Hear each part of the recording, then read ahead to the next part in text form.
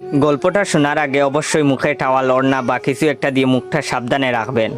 মায়ের হাতে খেলানি খেলে আমি দায়ী না। বল্টু হ উচ্চারণ করতে পারে না, হকে গো বলে ফেলে। ক্লাসে নতুন ম্যাডাম এসেছে, এবার পরিচয় পর্ব শুরু হলো। ম্যাডাম বলল, হাই ছাত্রছাত্রীরা, আমি পাখি, এবার তোমাদের পরিচয় দাও দেখি। হাই আমি মন্টু, হাই আমি সেন্টু, এভাবে যে যার মতো পরিচয় দিল। এবার বল্টুর পালা। বল্টু বলল, গাই আমি বল্টু। ম্যাডাম বললেন, কি বললে হারামি? বল্টু বলল, গাই বললাম, আপনি আমাকে গাই বলেছেন, আমিও আপনাকে গাই বললাম। ম্যাডাম বললেন, কি তোর সাহস কি করে হলো আমাকে গাই বলতে?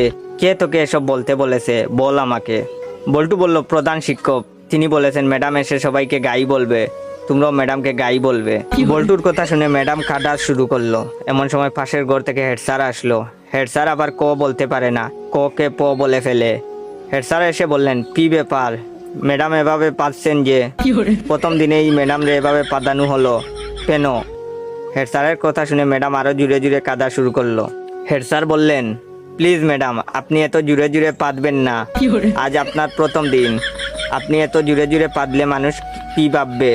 প্লিজ আস্তে আস্তে পাদুন, তাহলে আমরা ছাড়া আপনার পাদার শব্দ অন্যরা শুনতে পাবে না। হেড স্যারের কথা শুনে ম্যাডাম তো কাঁদতে কাঁদতে বেঞ্চের উপর শুয়ে পড়লো। এমন সময় টিওনো হাজির। টিওনো আবার শ বলতে পারে না, শকে ম বলে ফেলে। টিওনো, কি ব্যাপার ম্যাডাম, আপনি এখানে মুতলেন কেন? বেঞ্চের উপর মুতলে কি ভালো লাগবে? আপনার মুতার দরকার হলে আমাদের বলতে পারতেন, আমরা আপনাকে বিছানা তৈরি করে দিতাম, বিছানায় আপনি আরামে মুততে পারতেন। এমন সময় শিক্ষামন্ত্রী হাজির। শিক্ষামন্ত্রী আবার উপরের সবগুলো সমস্যা বিদ্যমান। শিক্ষামন্ত্রীকে যে যার মতো ঘটনা খুলে বলল। বল্টু বলল, আমি ম্যাডামকে গাই বলেছি। হেড স্যার বললেন, আমি ম্যাডামরে আসতে পারতে বলেছি। টিওনো বলল, ওদের কথার জন্য ম্যাডাম বেঞ্চের উপরে মুততেছিল, তাই আমি ম্যাডামকে বিছানায় মুততে বলেছি। তখন শিক্ষামন্ত্রী বললেন, ও বুঝেছি, গাইটা পাততে পাততে বেঞ্চের উপরে মুতেছে। এটা শোনার পর ম্যাডাম তো বেহুশ।